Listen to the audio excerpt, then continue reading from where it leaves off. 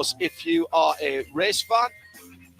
And then that means it's Watkins Glen International. At this time of the year, towards the end of June, the tradition dictates it is the Sahlen 6 hours of the Glen, one of the long endurance races in the IMSA Championship for 2024. It's been a staple on the championship calendar for quite a while now, and it is undoubtedly one of the blue riband events.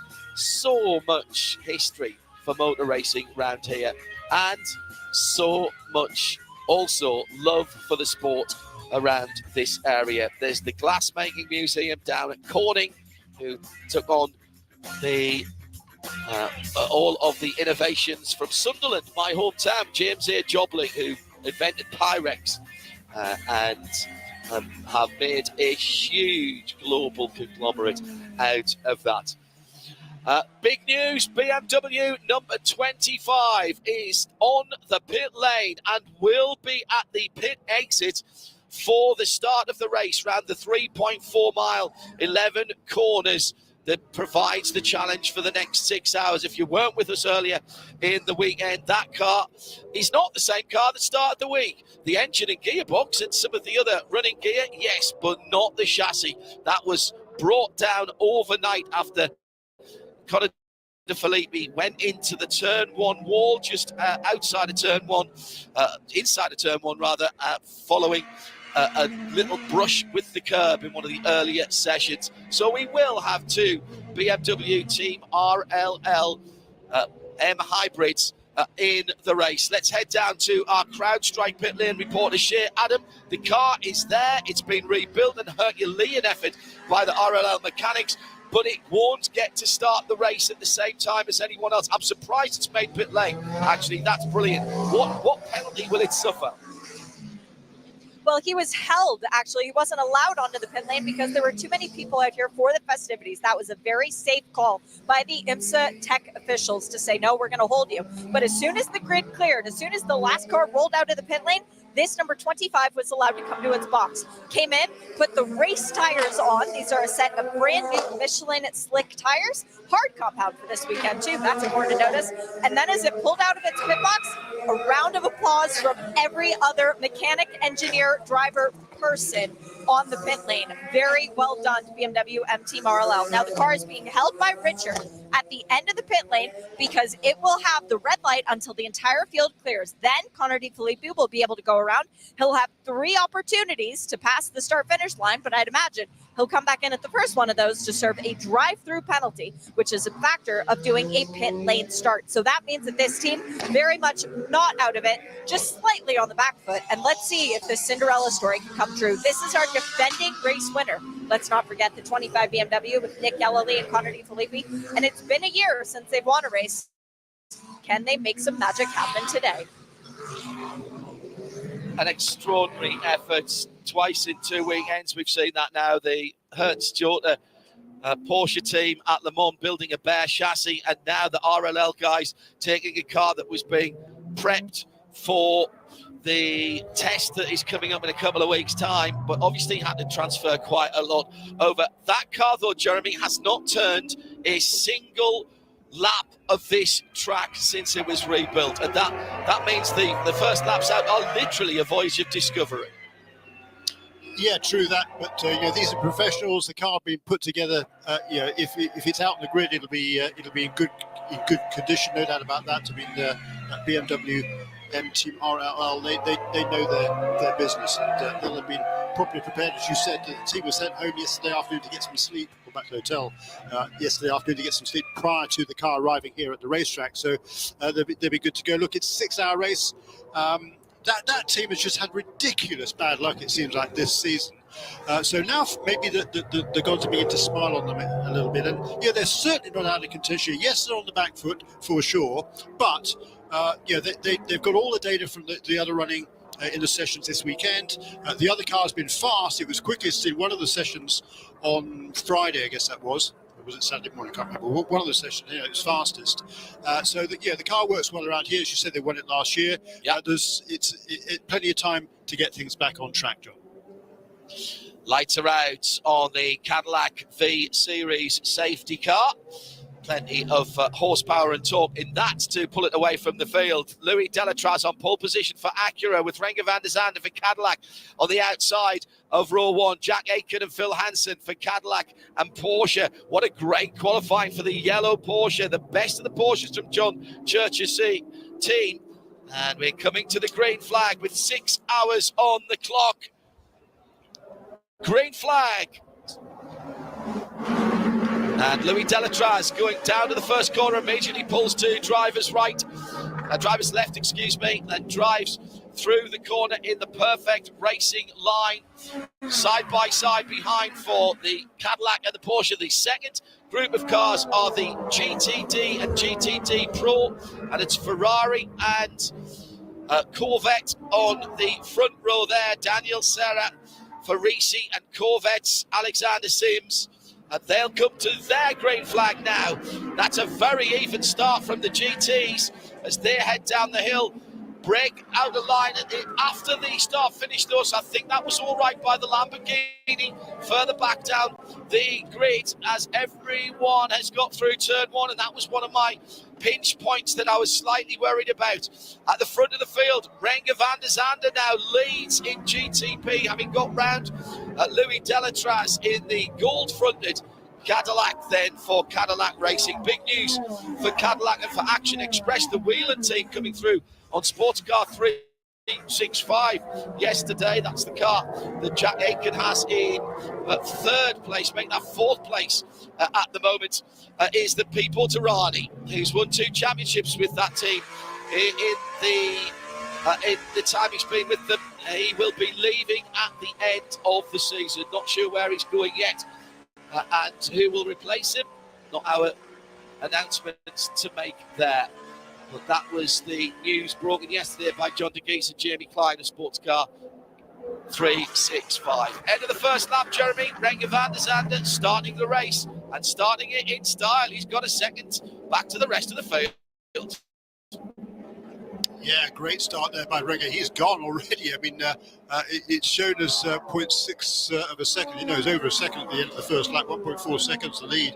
He's stretching that lead, but now Delatraz, he's really under pressure here from Phil Hansen, who just did a fantastic job yesterday for JDC Miller Motorsports. No help from the factory for the privateer teams, which is incredible to my perspective. But yeah, they've done a good job here last year. They finished fourth in this race last year, and here they are pressuring for second. Look around the outside at turn 6. Wow.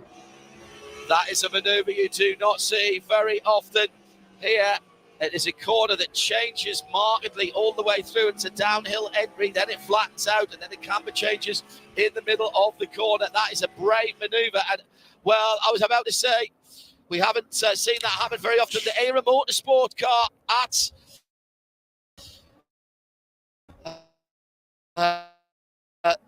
90 degrees to where it should be in travel. There was another car involved in the hilt as well there. I think it might have been Luis Perez Companc in the 88 car.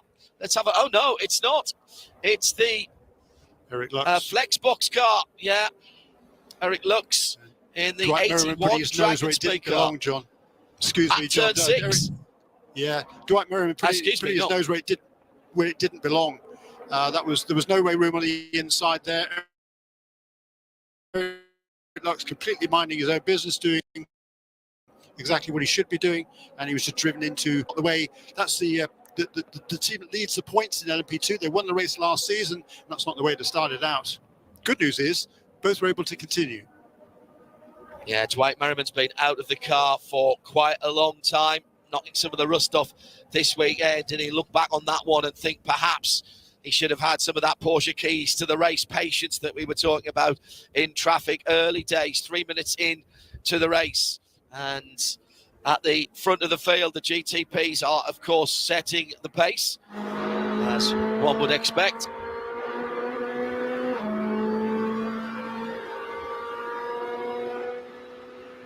Renger van der Zande leading from now in second. Phil Hansen, who's gone through for JDC Miller. And that Era car actually still hasn't moved. He's shuffling it around.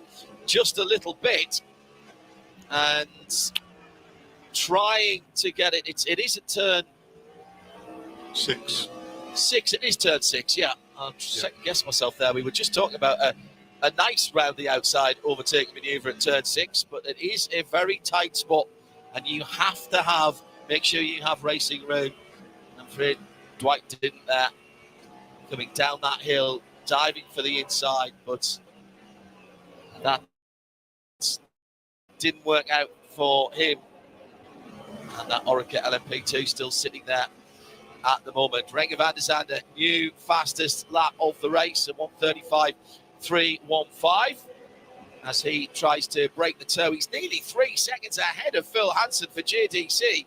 And John Church will be absolutely delighted. That's 963, the all-yellow car, really coming alive this weekend, Jeremy.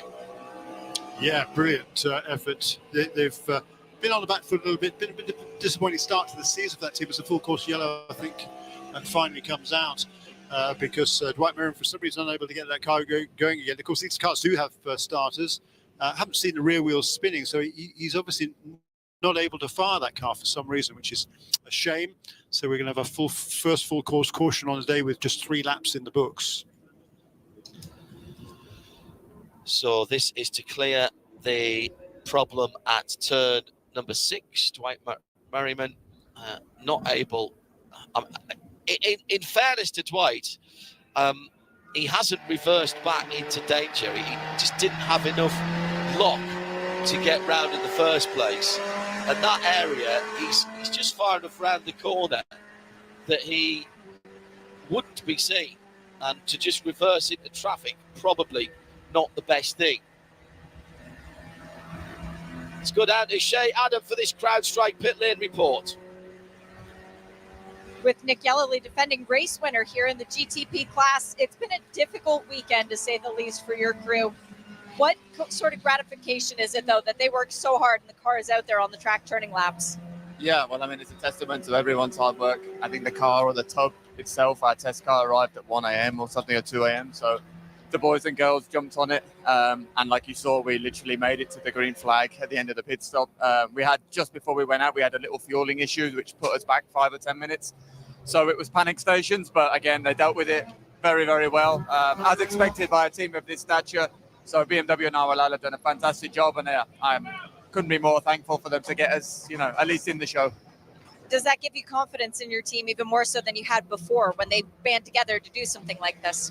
Yeah, I mean, I knew everyone had it in them. We've had some tough races before, at the start of the program at Daytona when we had some mechanical issues and whatnot. So we definitely knew they would all pull together. Even the Car 24 crew, some of those guys jumped on this morning. So yeah, it's a huge team effort. And yeah, I mean, we've been fortunate.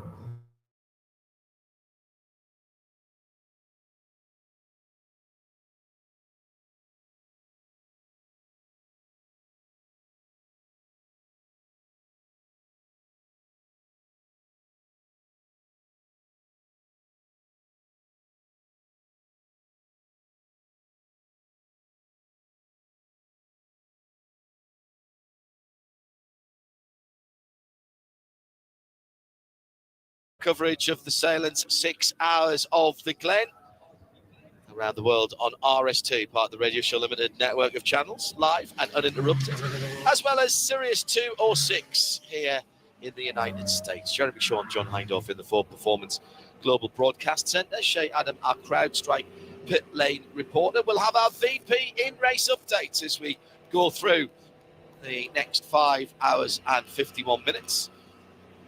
Of course, at the end of the race, the checkered flag finishes the competition, but it's only the start of the conversation. We'll have our Michelin post-race tech, hashtag Michelin PRT. You can start that right now if you see something that you think is worth bringing up in our post-race tech show. And we'll get to those after the checkered flag and the interviews from Shay with the winners. Well, a very, very good start by Renger van der Zande and Phil Hansen, Jeremy Shaw, with Jack Aitken also moving ahead of Paul Sitter, Louis Delatraz.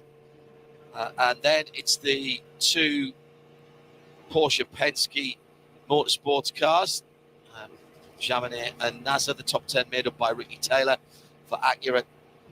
The number 24, Philip Eng, BMW. Andrea Caldarelli in the 63, which is the SC63 Lamborghini. And Jimmy Bruni for the Mustang sampling Porsche.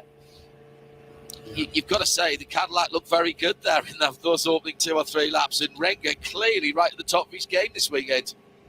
Yeah, I mean, the odd thing there was Louis Delatraz. What happened to him? I mean, he's completely off the pace. He's very, very conservative start for the, I think I call him French, he's Swiss, of course. Very odd. I mean, he did a brilliant job yesterday in qualifying, but was not able to get even close to the pace of the other cars there in those early stages, and he was lucky only to lose a couple of positions, or 3 positions, I guess, because his best lap was a 38.2. The fastest lap of the race was 35.3 by Renger van der Zande. I mean, his fast lap is only a couple of tenths quicker than the LMP2 leader, which is a non-pro driver, PJ Hyatt. So really odd that it's taken Louis Delatraz so much time relatively to get up to speed. And I wonder, I'm hoping that's not symptomatic of something more problematic. The great news here, of course, for the guy who gains the most on this full course caution, of course, is number 25, because I think he did serve his penalty, did stay on the lead lap, and before we go back to green, there will be the class split. So he should be able to move past all of the GT cars and the LMP2s and take up position at the back of the GTP. So brilliant news, great timing for that team. And he had some sort of clear track. We'll just see what his best lap has been. He hasn't really done a proper lap because he had the drive-through penalty that he served, so hasn't yet done a representative lap time yet, but he's now going to be back into contention. Yeah, and he did do that drive-through, as far as I can tell. So that's important. The pits have not opened. This is because it was within a short time, under 15 minutes from the start of the race. So this is what is termed a short yellow. That has nothing to do with the length of the yellow flag period, but basically how quickly we get back to green. It means that we don't follow the reopening of the pits and the reordering of the field. The only thing that happens is that we have the class split, and that, as Jeremy Wright pointed out, will be to the benefit of the BMW of Conor De Filippi, the 25 car. He's right in the middle of the GTD and GTD Pro field in 35th position, but he will be waved through. Oh, now I've just heard the pits have opened. That's interesting. Pits are opened for all cars, so we're not going to do splits, and pits are open for all cars at the moment. I presume we must be coming back to green then. The safety car lights are indeed off. So, yeah, okay, that's solved that one. Waiting to see the Cadillac come back into my vision through the exit of turn 8 and then through turn 10. And yet spotted it a little bit further around. It's coming through turn 9 now. It is, in fact, the blue and white Corvette that is leading the round, not the car that led them to the start. So this was safety car 2 that paced the GT field, and that has accelerated away. So now the field is under the control of Renger van der Zande for Cadillac. In the gold-fronted car, the bright yellow Phil Hansen-driven JDC Miller Motorsports Porsche. He goes between 10 and 11, past the Ford Owners Club on driver's left there at the exit of the final corner. What a vantage point that is. Hello to everybody there who I was talking to this morning. 15 minutes gone and we are back to Green Flag Race Racing. A big wiggle going into turn 1 by Renger van der Zande. Looked like he may have lost a bit of temperature and pressure from the Michelin tyres. Somehow he managed to save it, but that will be a much better run through the S's for Phil Hansen, who's right on the tail of the leader, goes to the outside early. He's going to try and tough it out behind him. Jack Aitken is weaving left and right, and a brilliant overtaking manoeuvre by Phil Hansen.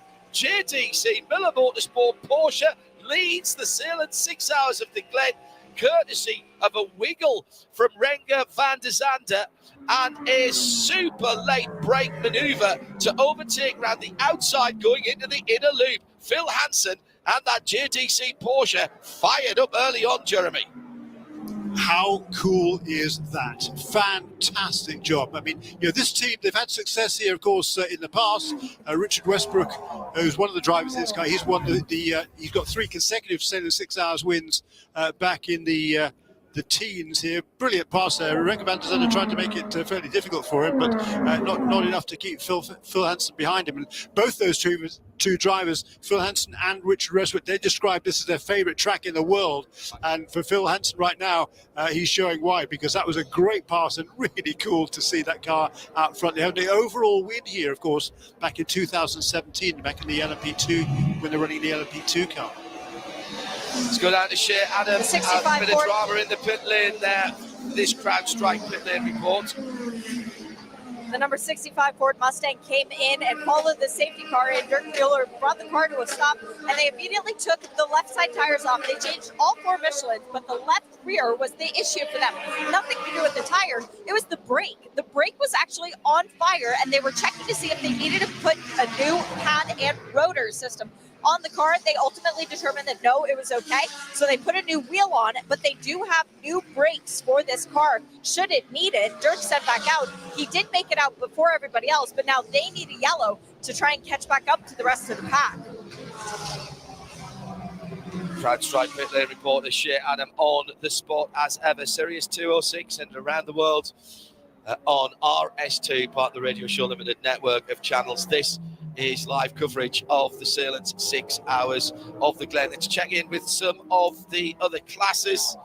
And it is PJ Hyatt from pole position who leads LMP2. Stunning qualifying he put in yesterday. He's got the fastest lap there as well. Stephen Thomas in second. It's about 1.3 seconds behind for TDS in the number 11. These are all Oregoners, of course. Bar Sean Creech Motorsport down in 10th, who has the lead here. Dan Goldberg for United Autosports USA in third. Nick Bull in fourth in the 52 in the Europol. Fifth, Ben Keating for United Autosports, and sixth, Gar Robinson in the number 74 Riley.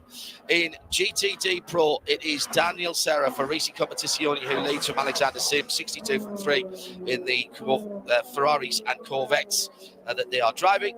Hartner Racing's Ross Gunn, stunning qualifying session from Ross yesterday in the number 23. Aston, the pro car, is ahead of Vassar Sullivan's Jackson Hawksworth in fourth. Nicky Katzberg in fifth, and in sixth, Madison Snow for Paul Miller Racing. GTD, Parker Thompson, right in the middle of the GTD Pro cars. He was on pole and holds on to the lead for the number 12, Vassar Sullivan Lexus. On a Frio Triazzi, great qualifying for the Triazzi competition. Ferrari 296 now second, holding on to second in 023. Mick Grenier for the 32 Korthoff Mercedes. Russell Ward in fourth for 57, the Windward Racing car. Fifth, Patrick Gallagher for Turner Motorsport.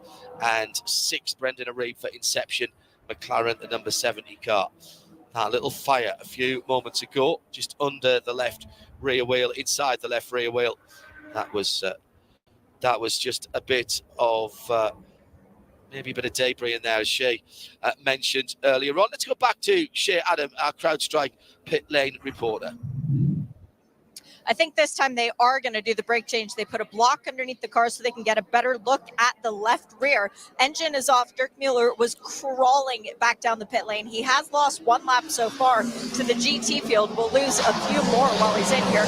And they're taking the hood off. They're trying to pull this car down comprehensively, but they're trying to get a better view as to what the issue is. Yeah, the rotor. they've just pulled off is still smoking. So clearly the brake pads on there dealing with the fire had a little bit too much to deal with. And that was a big amount of flame coming out of the left rear from the brake on this Ford Mustang. Crowd strike pit lane report from Shay. Before that, our in-race update with VP Racing. 20 minutes gone, 5 hours and 40 minutes still to go. And already, Jeremy Shaw, the action has been fast and furious, and not more so than at the front of the GTP field, but the GTDs have settled down somewhat uncharacteristically. At the moment, it's Daniel Serra who leads in the Ferrari. Don't get used to it. It's early stages, and no one's pushing too hard there, certainly in GTD, relative to what they're going to be doing towards the end of the race in any case. Again, they are being respectful. I talked about that earlier on, they know there's an awful long way to go. They know that all the cars are pretty closely matched, so there's no real point in showing your hand in this early stages. So they're just going to kind of bed themselves in, get into the groove, so to speak, feel what track conditions are like, and figure out if there's anything that they're going to need to change in their first pit stop. So I'm sure that they're probably trying to save a little bit of fuel as well to extend their fuel range, if like before they come onto the pits for the first time. Hello to Alan Prosser, who is listening in back in the UK. You can get in touch with us at Insert Radio on X, formerly Twitter. The engine note you can hear in the background is that of the Lexus, and that is the Lexus of Parker Thompson, who is leading GTD at the moment, staring at the back of Nicky Katzberg as the number 99 comes along pit road. By the way, a penalty for Dwight Merriman for that dive down the inside at turn 6. This is the leader in LMP2, and that was a drive-through, I believe, Adam. It was a drive-through. They went clear through. I'm still down with Ford, watching them put this new brake disc and pads on. It was weird. It was almost as if the cylinder had come out of place, but there's a lot of fluid on the inside of the tire that they pulled off. So I'm wondering if maybe when they put the new tire on, it knocked loose some of the brake fluid accessibility points. And if that then caused Dirk Mueller to have no left rear brake, that would explain why he coasted down the pit lane and shut the car off well before he got to the box. He was not under Ford power coming into the box. That would have been a safety concern for him. Sorry, not the leader in LMP2. That was, yes, it was the leader in LMP2. That was for a false start. False start for PJ. He'll be kicking himself for that. He comes back out just ahead of Dragon Speed. So we've got the Dragon car ahead of Dragon Speed. The 99 then ahead of the number 81 in that all Oregon bar. The 33, that is the Ligier for Sean Creech Motorsport. So that means PJ has dropped all the way down to 9th position. And Stephen Thomas for TDS now leads in LMP2. Jeremy Shaw with me, John Hindorf, in the Ford Performance Global Broadcast Centre. As the sun breaks through, there are umbrellas up in the grandstand in front of me, but that is to stay out of the sunshine. Good crowd here this weekend. The Turn 10 grandstand getting on for half full, I would say. And there's more than a smattering of race fans right in front of us here in the Ford Performance Global Broadcast Centre. Huge party atmosphere on the infield here. If you haven't done it before, this must be on your bucket list. Great place to be. Currently, the track temperature is 93 Fahrenheit, and in the air it's 81. That's 34 Celsius on the track, 27 Celsius in the air. 5 hours and 37 minutes to go. Jeremy Shaw. Yeah, and really good start here by Phil Hansen. He's extending his lead. 2.8 seconds he has now over the pursuing Reveja and Zander, but of course now comes the tricky bit. Now he's going to work his way through the traffic. Already passed several of the GT cars, and there's a whole slew of them now to get past. He's zooming past a whole bunch of them going into turn 1, down to the inside of the Magnus Racing Aston Martin into turn 1, but John Potter sees him coming, and now he's going to negotiate. Yes, he's going to get hold up by one of them. He's going to go around the outside. Good stuff there. Weaving his way through that traffic nicely, and it's is always more difficult for the leader because he's the first one to have to negotiate that traffic. For those behind him, the cars that are being lapped, the drivers of the cars being lapped, know that the leaders are coming through. Yeah, that's a very good point. The fight back begins for PJ then, staring at the back of John Ferrano. He's dropped all the way back to the end of the LMP2 field, and there was a slight gap between the GTPs and the LMP2s, and they didn't have their own separate safety car in there, so didn't see him change lanes, so he must have just gone early, and that's what race control have spotted. Now, as I say, the fight back continues. In fact, he's right up now, almost gets pushed to the right-hand side of the track, heading down towards the inner loop. It's Lance Wilsey in the Stars and Stripes, number 33, that leads that little 3 LMP2 battle pack. Ligier, Oregon, John Ferrano for Tower Motorsports in the orange and white car. And then the purple of Spike the Dragon, who did make an appearance on the grid. Brilliant stuff. Through turn 6 to the toe of the boot in turn 7. Nice wide turning from everybody. PJ is on an absolute tear here. He'll be annoyed with himself. He's got a fast car. His qualifying performance yesterday, Jeremy, was nothing short of sensational. There was only, I think, 2 or did you say 3 pro drivers who'd gone any quicker than the lap time that was set in qualifying yesterday by PJ. Absolutely incredible. I mean, this is the guy who knew nothing about motor racing until 2021. He did his first track days that year. He did his first race, which I think was a radical cut race or radical race somewhere, probably in Arizona, in the end of 2021.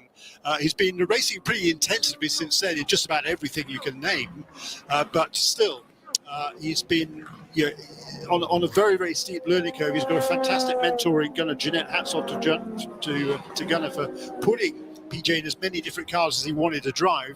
He sold his company some years ago for very nicely, so he's comfortable in terms of the finances of his racing, and he's giving himself the best opportunity to do well. But gosh, what a year for him! I mean, he was on the pole at Sebring, he was on the pole at Le Mans. Okay, he didn't qualify the car on the pole at Le Mans. Coincidentally, that was the guy who put the car on the overall pole here yesterday, Louis Delatres, with whom he shared that car at Le Mans. And now he's on pole here at Watkins Glen. I mean, Sebring, Le Mans and Watkins Glen for your first 3 pole positions in top line motor racing.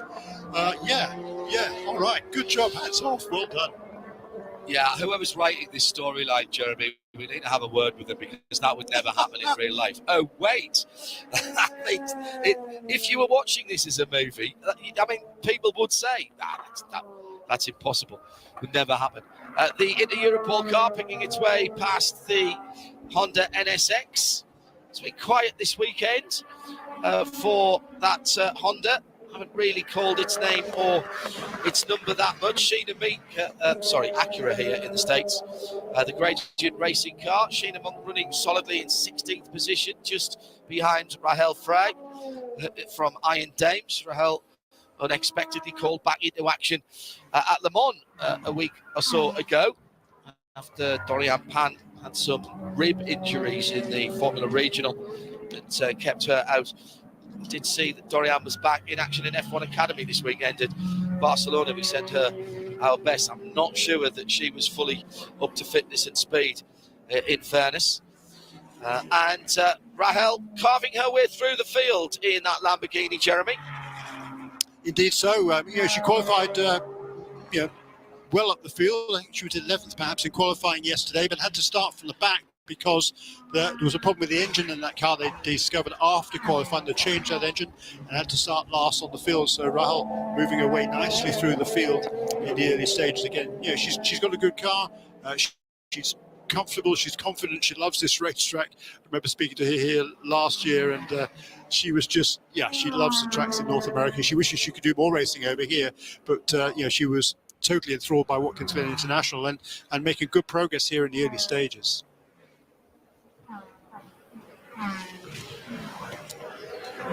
half an hour of racing completed.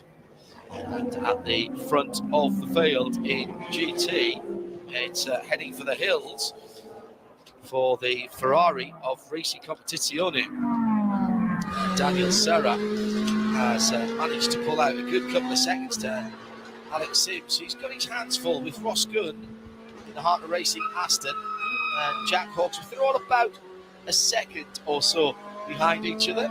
We've got the Ford back into the pits again. This is the number 65 Works Mustang, and Shea Adam is standing by the left rear wheel that's been giving it some problems since the start of the race. It was literally on fire earlier on. It was, and now it's glowing red again. And this is a different rotor with different pads. They're taking a very good look at it. The initial indication was that everything was okay from the mechanics, and now Jim Fowler with the IMSA Tech has given it the thumbs up as well. They're debating whether or not they're going to push this car back behind the wall to take a closer look at it, though, John. So I'm going to try and dive in with Joey Hand and have a quick word with him because he's actually got a headset on. So I'll shout up in a minute when I've got him. But I was wondering if it was something to do with the brake line maybe being melted by the initial fire. But now it seems as if with the new brake line from this new caliper assembly, the issue still persists. Thank you, Shea. We'll get back to her in just a moment.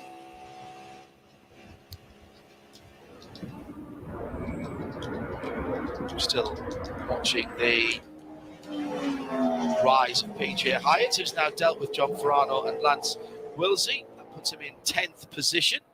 He's got a bit of clear road ahead of him now, second or so, before he catches up with the Dragon Speed Eric Luck's car. 0.23 in from second in GTD. Now, this cannot be surely a standard stop. They are in with the driver. Didn't see if they'd done a driver change. There's a fair degree of pointing. I don't think they were ready for this car. May have been a puncture. There's something going on in the driver's compartment as well, and the 0.23, which was qualified so well by Onofrio Friasi yesterday, in and out of the pit lane. Now that's a little further up the pit lane than where Shea is at the moment, and I've got the binoculars on to see if I can see what's going on. Looks like they did fuel the car when it came in because they're looking at the fuel hose, but they were definitely working in the inside. There's a lot of gesticulation going on by the mechanics down there in the pit lane. We'll see if we can get a report in a moment or two about that car. Meantime, the Ford number 65 Mustang still in the pit lane. So problems early for a couple of the GTD cars. Oh, and the Chetalar Racing Machine's just been nailed and gone into the wall. This is the 47 blue Ferrari. Got absolutely hammered from behind by one of the P2 cars. And Roberto Lecourt minding his own business. Already the AMR safety team are rolling to a very damaged front end on that car. And this will be another yellow flag. Full course yellow is out. Well, that was extraordinary. The absolutely no blame on Roberto Lecourt, the blue and green Chetalar car, which is pitted up to my right just before the split in the wall. He gets out and ruefully walks away looking backwards. Nothing he could have done to prevent that. Minding his own business. And was that the TDS car that went through? Or was it the CrowdStrike car? Yeah. Might have been George Kurtz in the CrowdStrike car because Dennis Anderson went through. Yeah. And whichever of the P2s it was, that is going to be a slam dunk penalty. Jeremy Shaw, it is the CrowdStrike car. Yeah. Feel for Chetalar and Roberto Lecourt there. He was doing absolutely nothing wrong. No, kind of strange one, really. I guess he obviously braked a little bit earlier than George Kurtz was anticipating there. I mean, Kurtz is catching him pretty quickly on the straights, and the court does move around a little bit to be kind of fair to George Kurtz there. He looked like Lecourt was maybe trying to indicate that he wasn't wanting to let the 04 car go through into the corner by moving across slightly to the right, but they moved back to the left, and that kind of confused, I think, the pursuing LMP2 car. So really unfortunate incident there. I mean, Lecourt, if he was going to make that defensive move, he needed to keep doing it and not move back across again. So yeah, just unfortunate accident there, and particular, of course, for the Cedlar Ferrari. That's a car that always runs well in these long distance races. Super enthusiastic drivers there who have one of the best young drivers in the world, really. One of the underrated guys, names in the sport, of course, with Antonio. But he's had some success in the fairly recent past, hasn't he, John? Anthony Fuoco is this yellow flag gives us an opportunity for a CrowdStrike pit lane update, and Joey Hand down here with the number 65 Ford Mustang. Your car came in no brake, wants to be on fire, and that was not a pleasant sight, but no real answers as of yet, right? Yeah, no answers right now. I mean, it's unfortunate. I mean, definitely everybody saw it. Looked like left rear brake was glowing, and then it got fluid on it and it was on fire. So they changed it, but there's still a problem. So they're trying to diagnose it. I mean, tough for it's obviously tough for us, but we have a ton of Mustang fans here. Super thankful to have all the fans at Watkins Glen. This is one of the greatest racetracks in the world. Has the greatest fans in the world, and we love putting these Mustangs on track and showing everybody and letting them listen to them for sure. So. We'll fix this thing up. We've been just getting better and better and better, and these guys really know how to adapt and overcome. And so this one will be tough. We're going to be laps down, but we'll go to the next race and fight. I think you see our sister cars, in good shape. They qualify good. We've been a lot better at racing than we have qualifying, and I think that has a lot to say about the program and the team and strategy. So. We'll just keep fighting here. We'll be rooting on the 64, and we'll get our car back out there and get some laps, get some points. Thanks. Good luck the rest of the way. Thank you.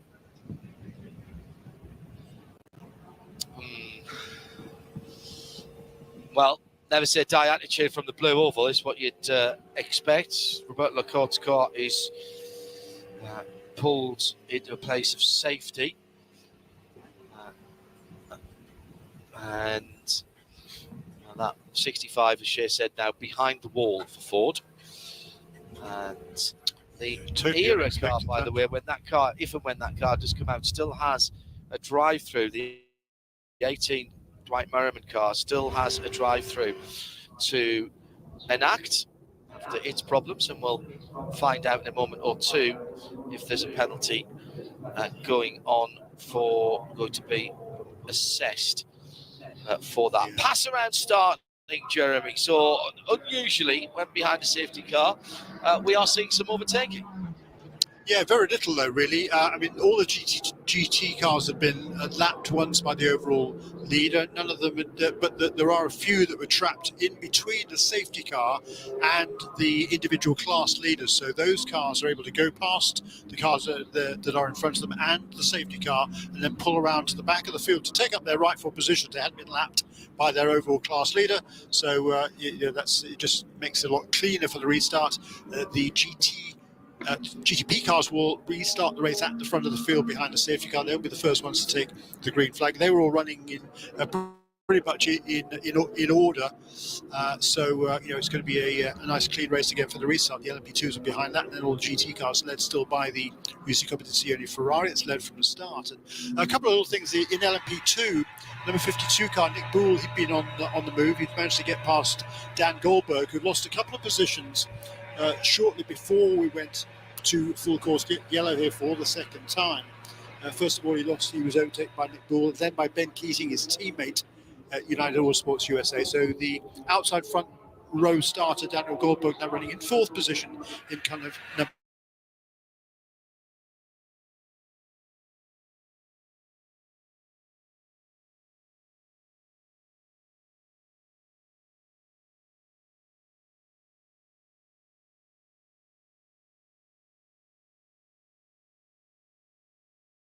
Monk, who overtook Carl Robinson a little while, running at all with that car.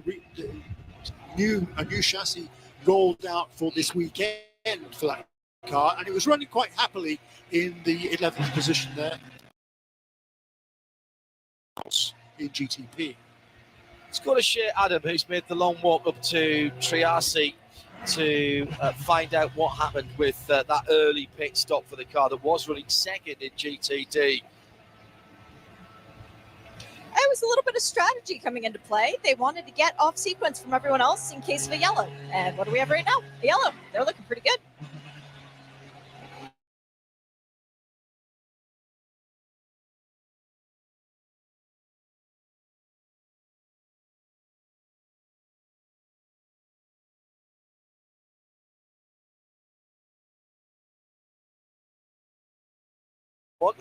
Just as you're coming back down, if you pass to temperature and pressure, I can see you standing in front of the Glen Building Services.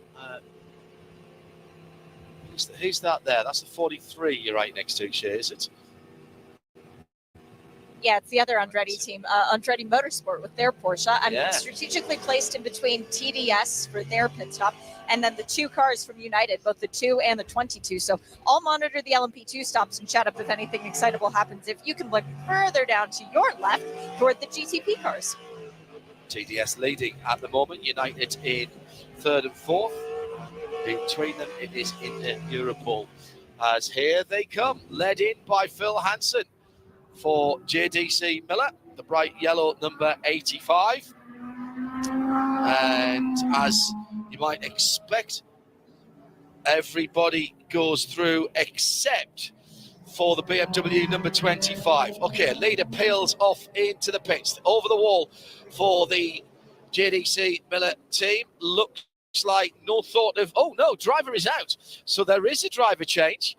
Phil Hansen out of the car, and no thought of tyres at the moment. The fuel fill continues, and that's a fabulous pit stop. Absolutely fabulous pit stop. Green helmet getting into that one, Shea, who's down with the P2 leader. Green and white or green and black, because green and white would be Timon, green and black would be Westy. They both have green on it, Timon. very helpfully. It's a drinks bottle, perfect, it's Timon then. Drinks bottle for Stephen Thomas in the number 11. This is the TDS car that came in from the lead. Fuel only for them.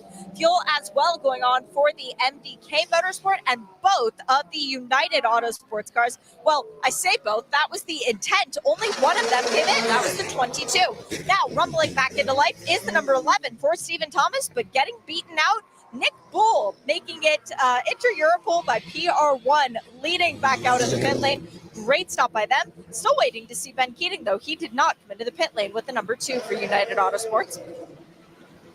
Connor De Filippi leads the motor race for BMW in the rebuilt number 25. He stayed out and therefore assumes the lead. Whether they decide to come in next lap around and just split their pit stops or they leave him out there, still TBD. Nose change, by the way, on the CrowdStrike 04 Algarve Pro Racing car. That was the car that ran into the back of the Ferrari number 47, Roberto Lacorte car. Now that car went into the wall. The Ferrari went into the wall pretty heavily.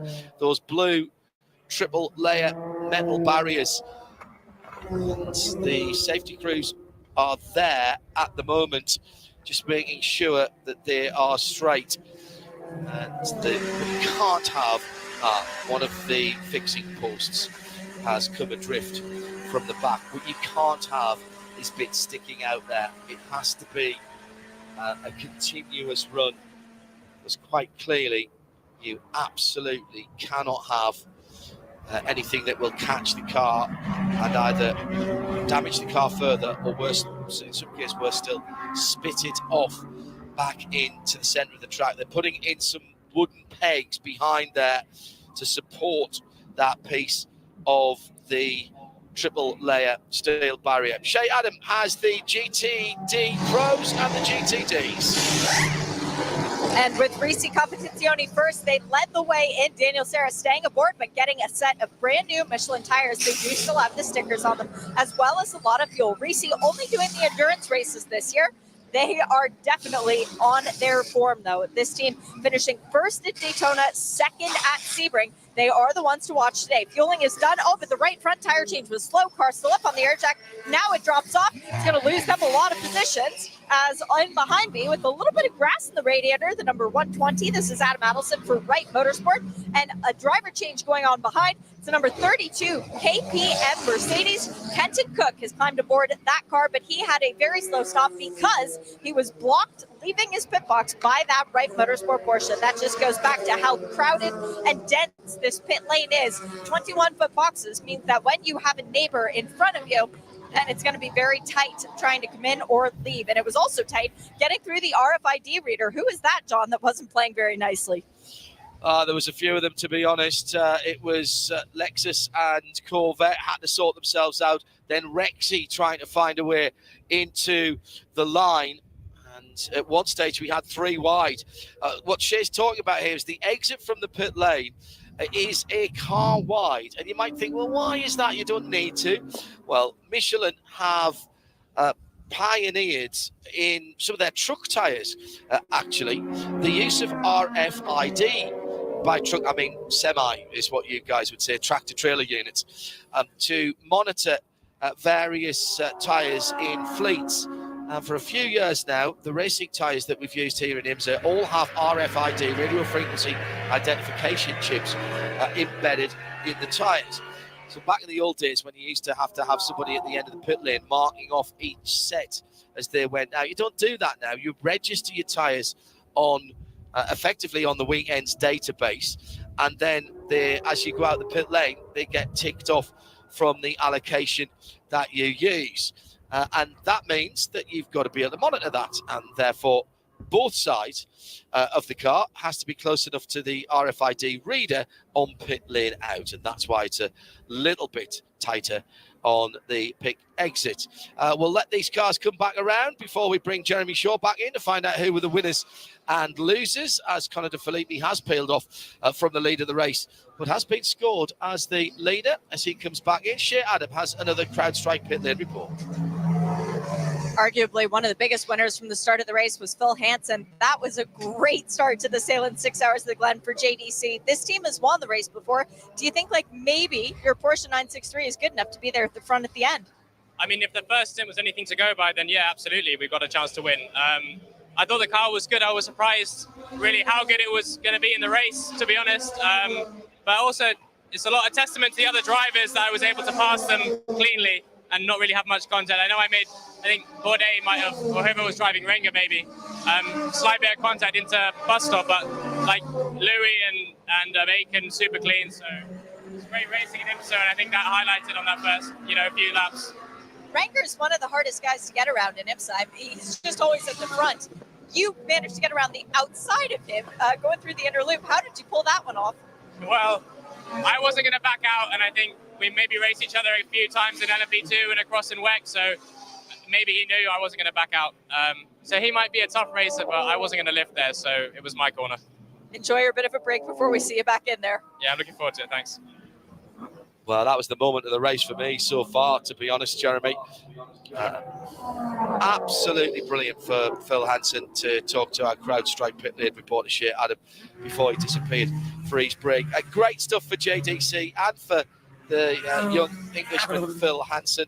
But as it stands at the moment, it is BMW back to the top. Who were the winners and losers in that pit stop cycle? Jeremy Shaw. Yeah, BMW, the big winner there. I mean, incredible. The number 24 car came into the pits in 8th position and now leads with the number 25 car having stayed out initially. I'm not quite sure why, but it was back of the field in any case, so it's going to be at the back of the field for the restart, but at least he gets his name as a race leader, so that's kind of cool. Plus, of course, when he did come in to make his pit stop, there's no one else around, so it's nice, no pressure stop there for that number 25 team. Behind him, Jack Aitken has moved ahead of Phil Hansen. So the Whelen Cadillac Racing car number 31 ahead of the JDC Miller Motorsports entry, which is, I think, the only car to have changed drivers amongst the GTPs, although the time of scoring still has Phil Hansen. So JDC needs to fix that. There's a driver plug that presumably it's Timon van der Helm needs to plug in there. Behind him, no real change. The number 40 car lost a position to the number 6, but other than that, it's pretty much status quo. In LMP2, Nick Bull has got out in the lead ahead of the number 11 car. So into Europol by PR1 Matheson Motorsports, who have a massive amount of success in the Michelin Endurance Cup over the years. They win it more often than not, as does number 31 team, by the way, in GTP. So number 52 car that lead now from the TDS Racing, number 11 of Stephen Thomas. Dan Goldberg into 3rd position. And PJ Hyatt into the 8th place there. Ben Keating, the loser there, he seems to have come into the pits for a 2nd time during this caution period. So I'm not quite sure why that would be for the number 22 team.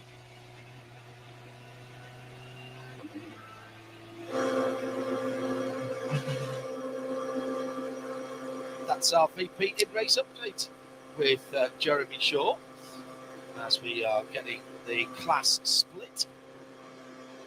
Prototypes will cycle to the front and the GTPs will cycle to the front of the prototype field. At IMSA Radio, if you want to get in touch with us, back into the pit lane, or into the pit lane, should I say, for Felipe Nasser. This is 2nd time in the pit lane, and also 2nd time in for Ricky Taylor for Wayne Taylor Racing with Andretti. Shay Adam was watching that. They're now going to be held at the end of the pit lane, Shay. Yes, they are. And it was a splash of fuel for both cars, but a much longer splash for Nasser in the number 7 Penske than it was for the number 10 Konica Minolta Acura. So very curious if Ricky maybe used less fuel on the few laps when we've been behind the safety cars since making the pit stops, or to be honest, I can't really justify that. Very strange. Green light now at the end of the pit lane. As out they go. Now we are still with safety car out on the track at the moment, and this is because the work is continuing on that triple layer fencing, and in fact there's some new fencing going to go in there. I think Track Services have been looking at that. There's a fix at the moment, but it doesn't look like the safety team like it. And there's a concrete bollard making its way around. I think that's going to go in behind it as well, or a concrete post, if you will. Let's go to Shea Adam. Whilst there's no racing going on and no positions changing, we'll take a CrowdStrike pit lane report from Paul Miller Racing with their number 1 BMW. Fans might have noticed that they came into the pit lane in 6th. They left dead last behind all the other GT cars. Their rear air gun failed, so they had to do the tire stop on a much belated pattern. So they did fix it, and I just checked in with the crew chief, Garrett, and he said, better now than later. We can make it up now. And if you could just have a quick word with Wayne Taylor and Porsche about those stops.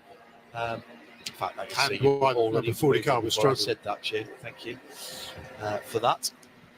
Very, very slow moving traffic past the scene of the accident. Still haven't got to the bottom of why Louis Delatraz was. He called it conservative, Jeremy, in his start and restart. Qualified that car on pole position. He actually got a pretty good start, and he led down into turn. I thought he'd nailed it, to be honest, from the driver's right starting position. But by the time the rest of the field had started, the GT field had started, he'd already lost the lead halfway around the first lap. Here's our piece of concrete reinforcement being brought into play, along with some new guardrail as well. I saw it on back of one of the flatbeds, pickup trucks. So this is going to be a lengthy repair. When did the yellow come out, Jeremy? Came out on, it was 41 minutes into the race. It came out on lap 18. So, yeah, look, what was I going to talk about there? Number 40 car struggling. It's interesting that, yeah, I mean, look, yeah, what's interesting about that is historically qualifying for a 6-hour race, really not that important, but we heard several drivers yesterday talk about the fact that track position is important these days because the field is so competitive, and because it's so competitive, passes are not easy, so track position is important. That's why I'm curious as to why number 40 car should have been so conservative in that first stint. I mean, he fell back to pretty much 10 seconds behind the leader, still running in 4th position, but there was a gap of almost 7 seconds to the car ahead of him, which was number 31, through that opening stanza of the race. And I find that curious. I'd certainly like to get an answer to why that should have been. Was he struggling? Was he just being conservative? And if he was being conservative, why? Because you certainly want to look after your car. You don't want to overextend the car in the early stages. That I get. But, you don't want to lose it. You don't want to show any sign of weakness either, do you? Safety car lights are out. Another pit stop for the number 1 BMW from Palmer Racing, Shay Adam. They were just making sure that the air gun actually did tighten properly. And yes, it was a quick look and a splash of fuel. So that car is now good to go. And also, I checked in the next pit box over, which is the WTR Andretti Fortress, because all 3 of their cars are here together. Nothing said on the radio about Louis Delatras's lack of pace in the opening stint. So maybe it was just remembering that it is a long race and not to risk the car in the first 15, 20, 30 minutes. Ford Multimatic Mustang back out of the garage, and we have a driver in it, or out of the awning. That car is coming back to the pit lane. Joey Hand and Dirk Muller. No Fred Vervish this weekend. They're doing it just with the 2 drivers. Had a chat with them early this morning at a Ford owners breakfast. They said, well, Joey and Dirk actually have been a good pairing from back in the Ford GT days as well. They had success here. So they're happy to do that. That car just rumbling gently back towards the pit lane, and appears on pit lane right now as we're about to go green. It might get out here. Shea will be able to tell me what the pit lane light status is, because I can't quite see that far down to my left. No, I think they've got red. 5 minutes, 5 hours and 3 minutes still to go, and we're going back to green at the Sahlen 6 hours of the Glen live coverage on Sirius 206 and around the world at IMSA Radio and RS2, part of the Radio Show Limited network of channels, and of course on IMSA TV and our video player at imsaradio.com for those of you outside the USA. And it's back to daggers drawn again. It's the 01 Cadillac, still in the hands of Renger van der Zende and Timon van der Helm, who are battling, and Timon not up to speed there. He's lost a position to the number 40 Acura of Louis Delatraz. Well, whatever was ailing the number 40 Acura, the cinnamon red, metallic and black car, Louis seems to be driving his way around it, because he's just made up a position there, unless that was Timon just a little bit squid.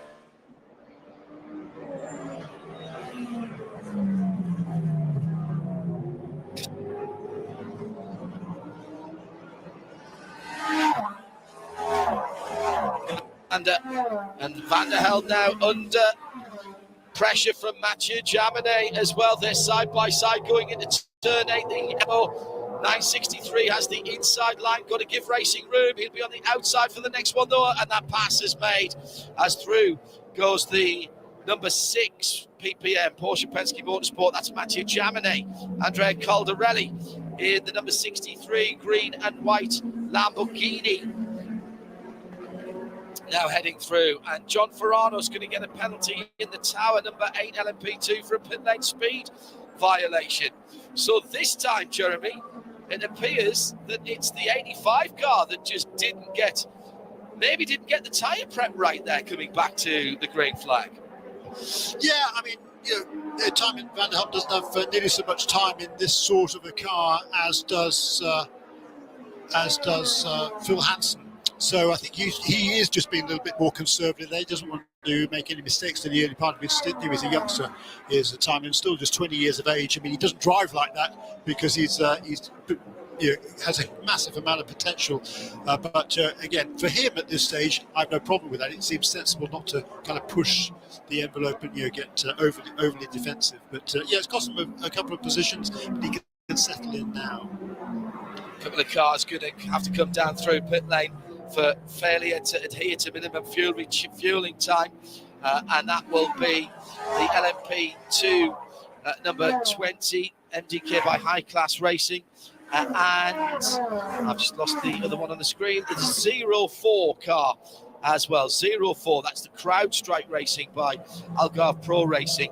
Meantime, also that's 04, the incident with the Cetilar Ferrari number 47 reviewed, no action, and race control saying that's down to the erratic behaviour of the driver of the 47 in the braking area. So Jeremy, you called that one absolutely spot on. No action from race control on that collision in the turn 8. Yeah, hate to see it. It was an unfortunate accident, and I'm not going to argue with that one. As you say, I suggested that might be the issue there. I think Roberto needed to be a little bit more incisive or decisive with his move. He kind of jinked a little bit to the inside, then went back to the outside again, and that certainly would have confused the pursuing driver, who was George Kurtz. No wonder then that he was kind of caught off guard when they caught them on the brakes. So, yeah, you hate to see anything like that, and particularly so early in a 6-hour race. And for a team that they come over from Europe for this, and they're concentrating only on the Michelin Endurance Challenge, so massively disappointing for the number 47 team.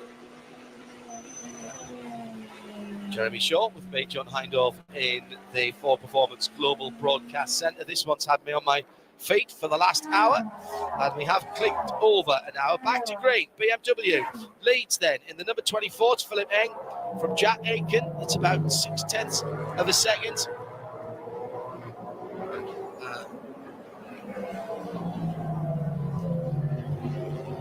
The third place Cadillac has been driven by Renger van der Zande, who led the race early on, the 0-1. And Louis Delatraz for Wayne Taylor Racing with Acura. Porsche Penske Motorsports in the next position, with his Mathieu Jabné in 5th position. Tymon van der Helm in 6th place. To the front of the field.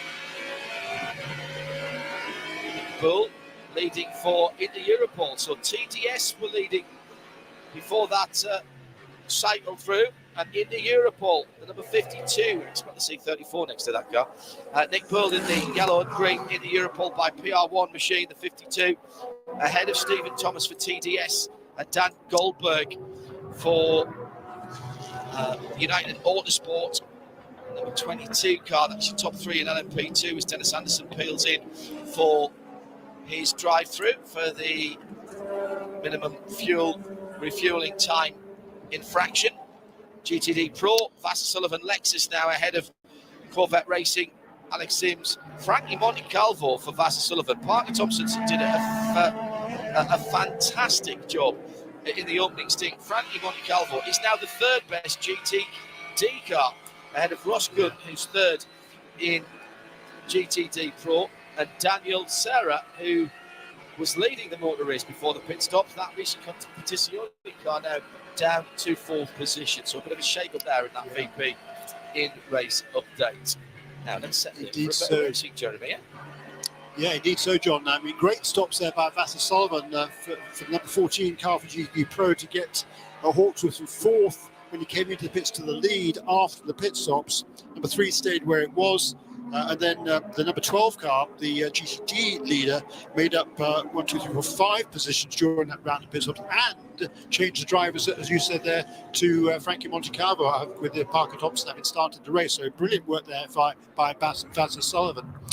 Meanwhile, in LMP2, the recent 52 car is leading now. Number 2 car was leading, but of course, Ben Keating came in for a second stop during that caution. So that put him to the back of the pack in LMP2. two.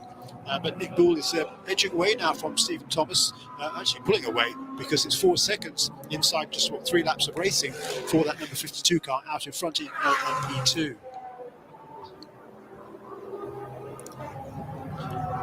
Zero 4 now coming through and having its drive through. It'll seem like a very, very long run through. Our Porsche keys to the race: minimise your penalties. We've already had some warnings, by the way, for multiple track limits. Nobody has been pinged for that now. And we're hearing the sad news from Chetelaar. They have retired that car. Don't think that's a surprise. The Ferrari team just starting to pack up their pit box right next to AF Corsa, part of the AF Corsa run Marto Ferrari concern that seem to be running more cars around the world at any given time than probably any other two teams put together. Very busy. So George Curta and John Ferrano both have had their pit stops, and we had Dennis Hansen through as well. So all of the drive-throughs, rather pit stops, should I say, have now been completed. Jack Aitken beginning to close down the leader here, Jeremy. It was about a second, but coming through traffic, the Whelen Cadillac is now right with the leader as they come through the inner loop, and more traffic ahead. It's the AWA Corvette round the outside, drivers left for both the leaders. Now they've got the Ferrari right in front of them. Deal with that. Aitken goes wide, driver's right. He'll try the cutback through turn 6. And the Gradient Acura and the Ford GT3 now ahead of them, the Mustang GT3. Jack Aitken has absolutely sent it round the outside of the toe of the boot, and that's another remarkable overtaking manoeuvre. He did have the hill to help him, but my goodness me, we've got a couple of Englishmen at the moment who must have had 3 Weetabix for breakfast, because they are pulling off some fantastic manoeuvres. First Phil Hansen, and now Jack Aitken. That's another one for the highlight reel. Brilliant, absolutely superb pass there for Jack Aitken. I mean, there's the banking there in that corner, the cambers of the road there really help you, give you an opportunity to try that around the outside. But that was still a brave move by Jack Aitken, and Philip Eng kind of caught napping because he was being defensive going down the hill into turn 7, so it was offline, and that allowed just opened the door a little bit for the outside line for Jack Aitken. Brilliant pass. That was really, really good racing. That's the second part of the corner there. The camber really helps you. And when you pin down to the inside, you can't get on the power for Philip Eng. And Jack Aitken says, thank you very much, I'll have some of that. And there was room in front of those 2 cars. You can see on that onboard car there for number 24 how he'd lost out to the GT cars coming out of that corner, because the number 31 car was already on his outside, so 24 car could not get on the throttle. And that momentum that Aitken had took him past into the lead. Great stuff. Lovely, lovely driving by Aitken to put himself there. But you've got to credit the car being passed and Philip Eng as well, because putting yourself on the outside of another driver, it doesn't matter whether you're arrive and drive karting or in Formula One, they are going to usher you towards the outside of the track. I thought Aitken was very fair there. And Aitken, I mean, absolutely right alongside. But Eng kept his car with at least a car's width on the outside, probably more than that, and that's what you used the word respect earlier on there, Jeremy. Eng knows there's better part of 5 hours still to go in this race. If that had been the last lap, I suggest it might have been slightly different. There might have been a little bit closer coming off turn 7 in terms of the gap between them, side by side. But I like to see that. I really do like to see that. Renger van der Zande, by the way, closing up on the BMW. Yeah. Because that loss of 0-1 you're right. Across the start-finish line below my feet. Yeah, you're right, John. That means that loss of momentum for the number 24 car allowed number 01 to close in, and we'll see whether Renger can make a pass for second position. Behind them, Louis Delchas, who's right there now. He's right on pace now with everybody else after that conservative beginning. Matthew Jaminet in the number 6 car is right there as well. That's the car that's had a tremendous run lately with a win at World Tech Race Road again, second place last time up, up into third position in the points.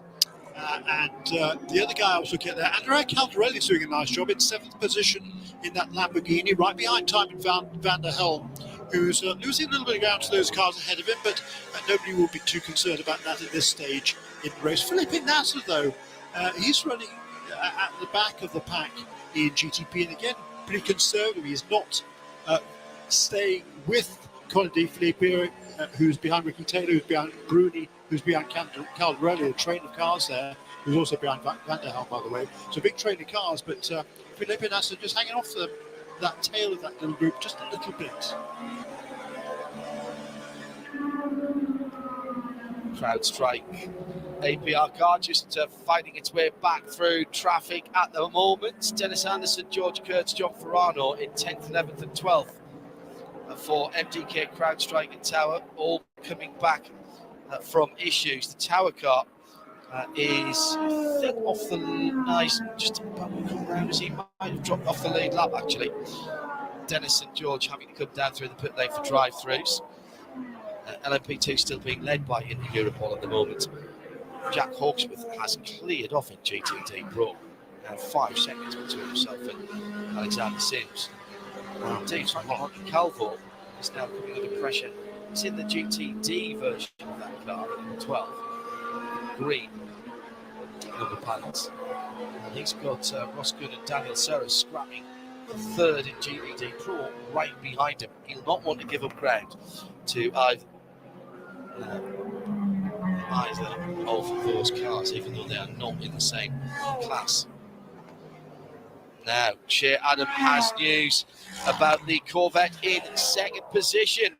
Coming in on the radio from Alexander Sims with this CrowdStrike pit lane report.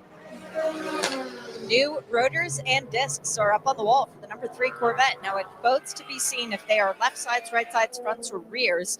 Let's see if I can actually read the sticker on it. Left front 3 on one of them. I don't want to get too much in the way of the crew guys, but that is interesting. Oh, now they peeled the little piece of tape off just because he clearly must have heard me say it. But that means that this car will be coming in here shortly, so that is not good for the better placed Corvette. The sister car, the number 4, they had a mechanic asked to go out to the wall to look for damage a few minutes ago. He came back and returned to the team that all looked okay. So it's a little bit of a fight back for Nick Katzberg after that slower pit stop because his egress from his pit box was blocked. Also heard there was a little stall perhaps as well from a couple of the cars going out. At IMSA Radio, if you would like to get in touch, please. Good to always hear where you are watching and or listening around the world on IMSA Radio and IMSA TV at IMSA Radio. Hello to all of you in the UK. Coming on to, 5:30 on a Sunday afternoon, going into the early evening in Europe.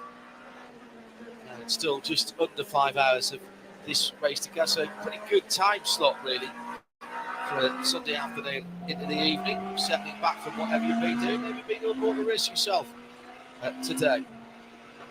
It is front brakes, the problem we're hearing from Shea on that Alexander Sims driven Corvette racing by Pratt Miller.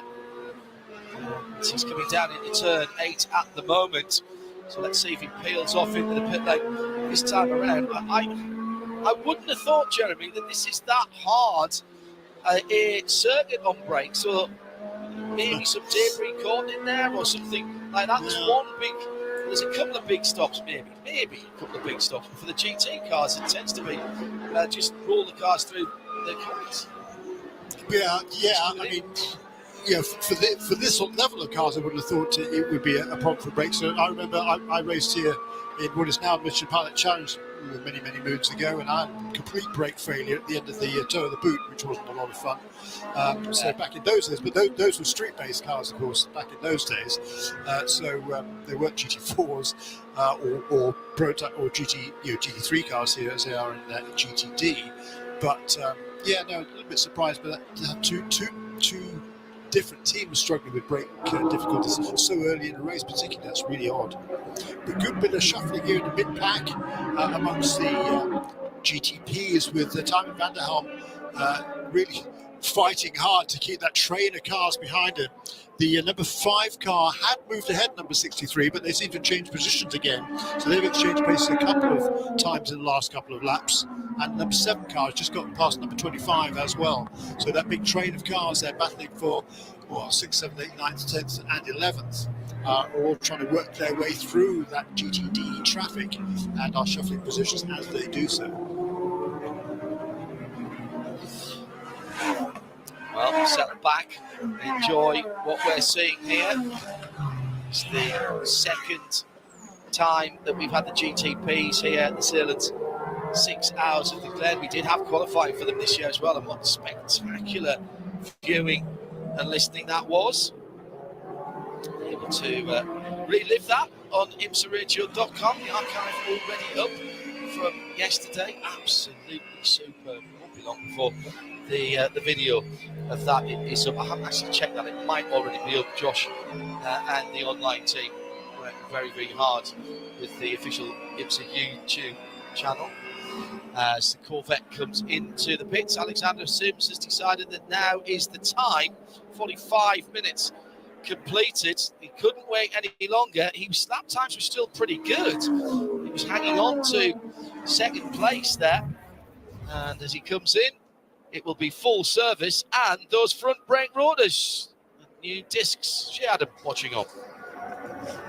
They go to work on the front tires immediately, making sure that the suspension is still good, making sure everything is still in the line. I wonder if Alexander had contact out there on the track with someone unintentionally, pulling the Michelin off from the left front, setting it aside casually as if they might decide to put it back on, but they're changing the rear tires while they're going to work on the brakes. Now, the pads are still seated where they're supposed to be. The quick disconnect line has come off. They've got the little pneumatic device to be able to pull off the rotors and unscrew everything rather quickly. They're doing the left and right front as expected. Old rotor falls off. They're moving it around very well, actually. No regard for the fact that this is thousands of degrees hot. There we go. Hundreds of degrees at the very least. Put the new one on. Make sure that everything is ready to be connected together. Once again, there is a tool laying on the pit lane. Hopefully they didn't need that. Making sure that everything is good. It's the permitted number of crew members working on the car at one time has not been breached, so very good. I'm actually right behind Hollywood, the crew chief for this car, who is securing the left front brake. There we go. Everything appears to be good. Putting the Michelin on that the car brought in, so no tire change for the front tire. They did pull off the right rear, but it looks like they put the right rear back on, actually. So all of these Michelins were the ones that Alexander has heated. Fires the car back up, sets it back on its way. Excellent job by Corvette Racing. So they did 2 brakes on the right side, both brakes. No, that was the left front. It was just the front brakes. Back brakes bizarre are job. used to, but yeah, very bizarre, Jeremy. Back brakes don't get a lot of work around here. We need But to try and front find brakes out that early. Oh. Yeah, we need to try and find out why they should have such a. I mean, yeah, it probably cost them. Didn't even cost them a lap. Certainly the better part of a lap, but certainly not the sort of pit stop you'd expect to make so early in this race. Must have been damage of some description, either from contact or you can sometimes get a stone or a bit of debris caught in that scores a brake or cracks a brake. They could have been seeing brake temperatures going up and being a little bit worried about that, as you said. It's not the place going into turn 7. You want to lose brakes. We've seen that. We've seen that happen. That very quickly indeed. No fun at all, as Jeremy knows from bitter experience. Well, Jack Aiken is taking the lead. Yeah, we are. I'm sure. Yes. I'm sure you saw everything flash before you at that point, Jeremy, and not just the grass as it was whizzing by. Jack Aiken has pulled out a 2.5 second lead at the front of the field. He's lapping in the high 35s, 135.9 last time around, 135.6 for Philip Egg. That will ebb and flow that gap with the traffic, and there is plenty of traffic. We have had one official retirement, and that was the Chetalar Ferrari. But of course, we did get the second BMW GTP car into the race in Conor de Filippi, sitting 25 seconds off the lead at the moment in 11th position. That was having started from pit lane and had to do a drive-through, but the first intervention from the Corvette safety car, as it was at that point, actually came at a perfect time, and he was able to cycle back through and get on the back of the field. And at one stop, he stayed out and actually led a lap. Let's go to Shay. She's got some news on that Corvette braking problem that we set her the task for.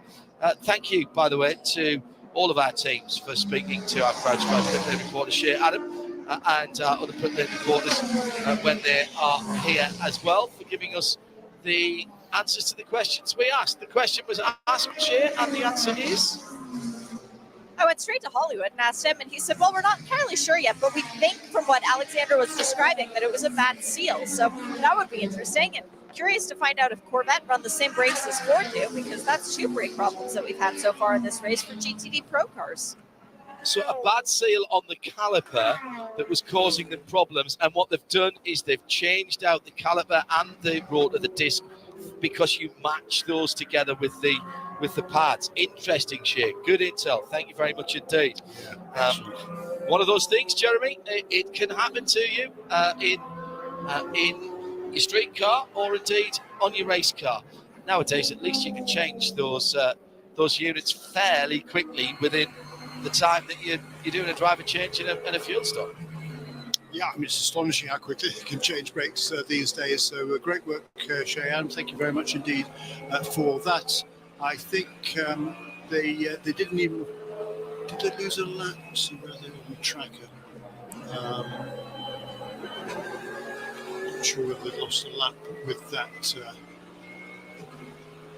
Yeah, I think they did lose a lap to the GTD Pro, but still plenty of time to get that lap back again. And particularly now they're off sequence with everybody else, so if there is a full course caution, then the number 3 car should be able to get back into contention. Out of it right now, but still a long, long way to go. Meanwhile, at the front of the field, as you were saying, John, a few minutes ago, very consistent lappery for our overall leader, Jack Aitken. High 35s, low 36s, particularly when he works his way through traffic a little bit slower than that. Pulled out a little bit now over the last 2 or 3 laps over Philippeng once again, whereas Renger van der Zende not far behind him. But once again, Louis Delatras is fallen almost 6 seconds behind in the 4th position, holding off Matthew Jaminet, and then that gap back to Timon van der Helm. And Andrea Caldarelli running very nicely again in the early stages with the Lamborghini. Ricky Taylor has managed to get, he got past number 5 car. It's also been passed now, Jimmy Bruni, by Felipe Nasser. So after that extra pit stop to top off with fuel during the previous caution period, Felipe Nasser in the championship leading car number 7 is now up into 9th position. VP Racing in race update from Jeremy there. Now, we've had just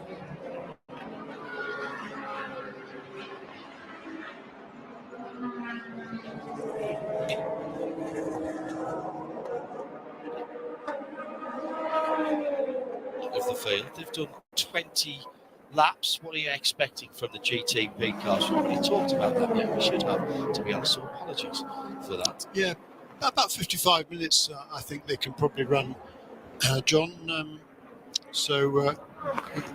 Which is what laps is that? I have to figure that one out. Just hearing a problem for the Triazzi Ferrari. They came in and put themselves off strategy earlier on. They've got a mechanical black flag. That's the black flag with the orange dot in the middle, which we call the meatball flag. That is non-negotiable. They have to come to the pit lane and have that fixed straight away, as the race control or someone on the track has decided has noticed that there's something potentially dangerous with that car. 84 Fahrenheit at the moment in the air, partially cloudy, a bit of wind, 64%. 37 Celsius. By the way, it is around about 93 Fahrenheit on the track, or 34 Celsius. Tyre operational requirements for the 023. So that's either they put the wrong set of tyres on, or they are running tyre pressures that are outside of specification. So they'll be expected to come in and put that right immediately. IMSA, one of a number of series nowadays that are monitoring various parameters of the cars in real time. Things like power outputs on the GTP cars. They have torque sensors on the drive shafts coming out of the gearbox. Also various other bits and pieces on these cars, including real-time tyre pressure monitoring by the series, not just on the screen in front of the driver. Aston Martin, the Heart of Racing machine, just making up a position there, I think. No, that's Roscoe and Mike Rockefeller, actually. That's third and fourth in GTD Pro, just coming out of the inner loop. The 64 car going well for Rocky.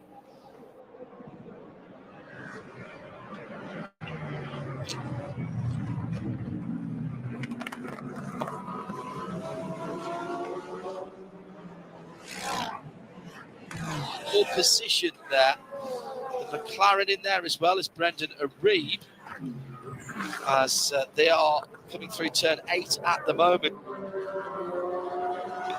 A little brighter actually off to things, as they are being passed by some of the LMP2 runners as well.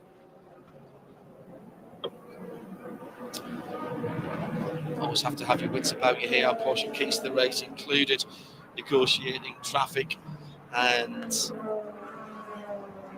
being able to be passed as well as pass. It's always a skill. At the front of the field, Cadillac 0-1 in third position for Renger van der Zande, looking at the back of the BMW of Philip Eng as he is trying to chase down Jack Aitken. Jack Aitken's a speck on the horizon at the moment, Jeremy. 7 seconds to the good, ahead of the chasing pair of BMW and Cadillac Racing. Aitken has really done a cracking job here, and he's just picked up his pace in the last couple of laps as he's burning off that VP Racing fuel.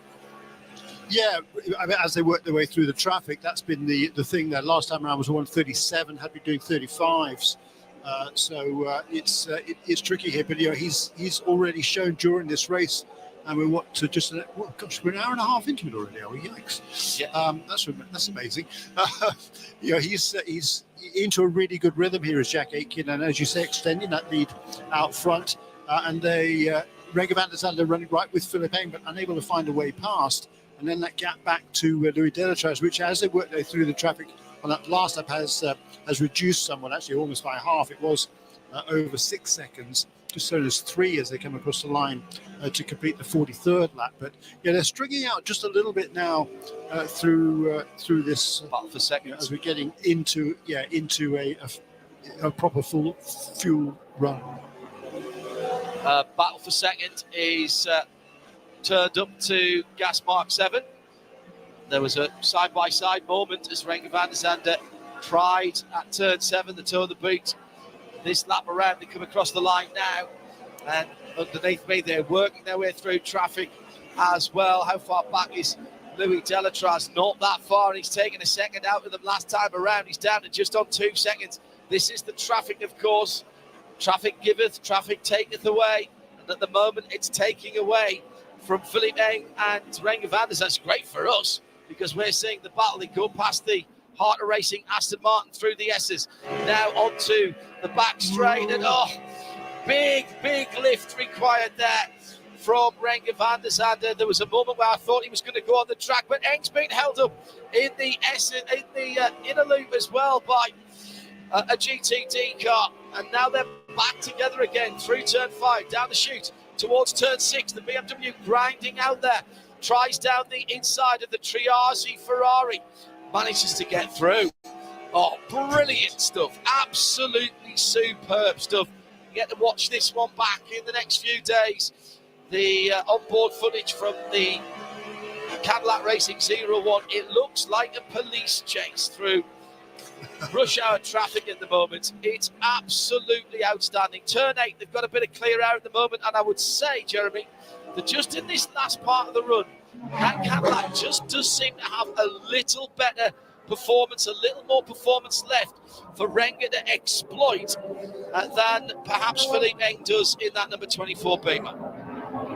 Yeah, fascinating, wasn't there? I mean, what great onboard footage from the 01 car there of Renger van der Zande. Just shows how difficult it was and how difficult it is for the GT drivers as well. I mean, he's got these massively quick GTP cars, passing them in all sort, all around the racetrack. Fast corners, slow corners, straightaways, particularly, of course, because GTP cars are particularly fleet on the straights.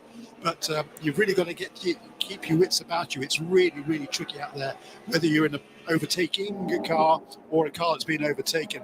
And that was a tremendously, interesting graphic illustration of that. There's no time to relax around here at all. Pit stop just a moment or two ago, by the way, for the number 25 car, with Condi Philippe handing over that car to Nick Yellowly for his first time in this particular chassis at this particular event. Car rebuilt overnight. Here's the first penalty for track limits, multiple track limits warning.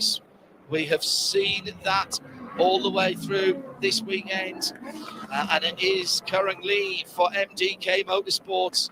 Oh no, it's only a warning. I apologise. I was about to say it's the first time we've seen one penalised by a drive-through, but that is about the third warning we've seen. I'm looking down onto the crowd in front of me. One or two of them starting to leave the grandstand on the front straight now to have a wander about. But I've just had somebody, and now Shay's told me as well, I've just had somebody pointing to us in the studio and making that wiggly fingers sign that there's one or two raindrops falling on the front straight. Not enough at the moment to make people think about changing strategy, but this is going to add another level of challenge to everybody out there. It's the Sahlen 6 Hours of the Glen live for the IMSA WeatherTech Sports Car Championship on IMSA Radio, RS2 around the world, and Sirius 206 here in the US, and variously, of course, if you're outside the US, on IMSA TV or the video player on IMSA.IMSARadio.com. Shay Adam, let's have a quick catch up with her as the number 74, Ranch 74 Riley, is in the pit lane, also with the Stars and Stripes on the fin this weekend. Shay, what do you got?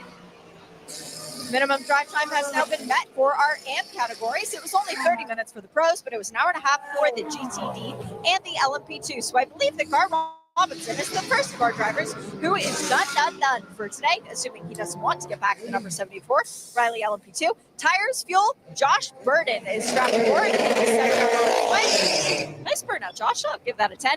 And also into the pit lane, we've got Ian James for the Heart of Racing, the number 27. That's Roman DeAngelis who's going to be taking over that car. They have fuel and tires ready for them as well. I'm changing up my strategy though, John. I'm getting the rain gear out. Is that likely to make it rain or likely to make it not rain, Shay? I hope not rain, but I will be prepared. Okay, as ever, in our CrowdStrike pit lane reporting team. Raft of cars coming through, but all the tyres that I can see going on, Jeremy, are still Michelin slicks at the moment. It's nowhere near time to think about anything else. Brand new slicks for the visit Orlando.com AWA Corvette, and the left front was somewhat recalcitrant there. I think took 3 or 4 goes with the wheel gun to rattle that one off. And also in the right opposite me, the Porsche number 43 of Andretti Motorsport. They're filling the attack from the front. There's a screen tear off taken. Down and away. That was a really good pit stop from the Andretti team. Very good indeed. Tower Motorsports in and out as well. John Ferrano brought it in tell you who took it out. I can't see through the windscreen. I'll have to wait for him to trip the pit exit. Comes off the pit lane speed limit there, and it is Michael Dynan.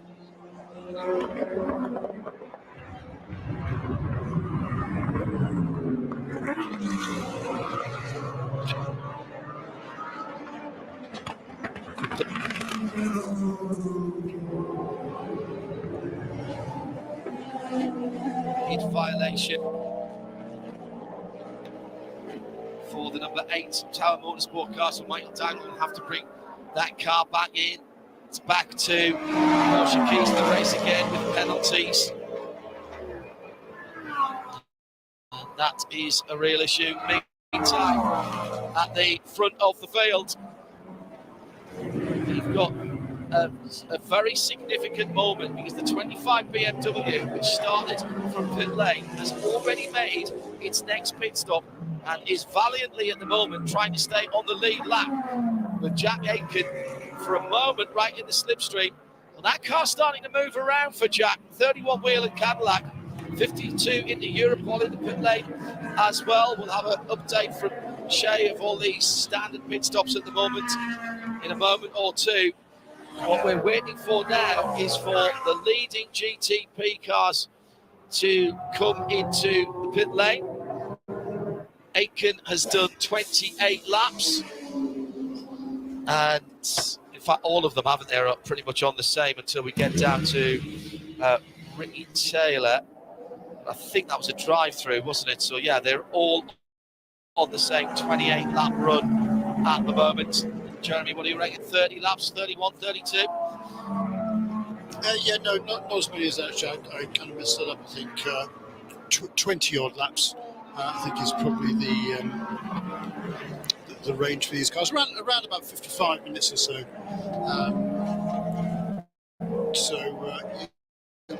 We went green with 10 minutes. We could probably do at this rate. We've had a slew of LMP2 pit stops. The latest one is CrowdStrike by APR. George Kurt's getting out. Toby Sowery, with one of my favorite helmet designs, has now gotten in. It's black with some silver, very understated, but that was just out of the 24 BMW coming into the pit lane. Driver change. Philip Ang is out. Jesse Krohn is in. Fuel and 4 new Michelin tires as the wind actually blows one of the Michelin off the wall that they had set up for this BMW. Now the tire change is complete. The car drops off the air jack, still waiting on the fuel and the energy replenishment, because that is a feature of these GTP cars as well. The passenger side door popped open and does not want to stay shut. There, now we finally get it. Clean of the windshield, not yet a tear off. The wind is getting very aggressive though. I mean, if it was enough to knock Michelin off the wall, you can imagine how heavy it is down this pit lane. And now Jesse Krohn takes it out. So the 24 has completed its service, and this is the second of our GTP cars that I've told you about. The sister car was the first one, but it came in about 5 laps before. Pretty hairy moments on the final corner for the BMW GTP car. Pushed up onto the outside curve as it was turning into the right-hand turn 11. One of the Ferraris he was trying to go by. Windscreen might be going on the 22. Dan Goldberg broke that United Autosports USA car in. Hello to everybody at United, those here and those not. A grueling few weeks for that team, as of many, in this month of June, which has become the endurance month. Endurance. I'm not sure how it works, but 3 24-hour races this month, plus this race, plus Mid-Ohio. This was DTM race as well. It has been very, very up to Detroit as well. Of course, we had, didn't we? Whilst I was at the Nürburgring, it has been full on for everybody. Into the pit lane for the number 2 Ben Keating driven United Autosports. As Shea was saying, the driver time has been completed, so Ben is out of the car. Really good run by Ben Keating. Very good. Yeah, look, I mean, he took the restart in last position, John, and he worked his way through, all the way through up into second position in the class, led it for the last couple after number 52 car came into pit lane. So he struggled by his standards in qualifying yesterday and had that extra stop, as I say, but brilliant drive there through that second stint for Ben Keating. That number 2 car serving its, doing that driver change now. Philip Eng out of the 24 BMW. Last year, you didn't get a chance to drive in this race. How good is it, though, to get out there and to lead? It was very cool. I mean, this track alone is something incredible. I think it's more intense than the Nordschleife, especially with the cars we're driving here, but so much fun. Obviously, we underfilled slightly in the first stop, which gave us good track position. Then I could hang on to the lead a little bit. I don't know if it was in the 31 at the time, but he did a very good move on me around the outside in 7. So, fair play. And after that, I was just trying to create the gap to the cars behind me, but unfortunately, like 10 laps before the end, I got a big flat spot.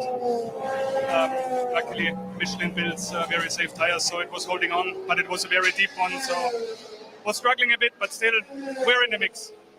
It was Jack Aiken you were racing with, and it takes 2 to tango, so great job by you as well to keep it safe out there.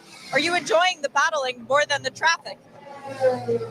The battling is better, yes. Both are good fun. I mean, I must say that the GT traffic is extremely fair. Everybody is aware of the coexistence, so we're talking in driver's briefing every single time about it, and I think it's very good we do that and to keep this race clean. How long of a break before you get back in? I'm not sure. Minimum 1, maximum 2 hours.